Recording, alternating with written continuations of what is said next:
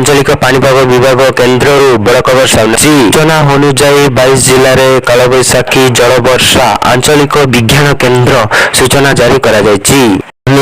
प्रभाव में आज 48 घंटा मध्य 22 जिले में वज्रपात सह जल वर्षा वार्निंग जारी करा पाणीपाग विभाग केन्द्र भुवनेश्वर आग को केउ जिले में अधिक वर्षा है केउ जिले में जल बैशाखी जनित वर्षा है संपूर्ण अपडेट जानिबा पूर्व वीडियो को गोटे लाइक करंतु सांगसाथी मानक अधिक शेयर करंतु आ हम चैनल को सब्सक्राइब करी लाइन को हॉल रे सिलेक्ट करंतु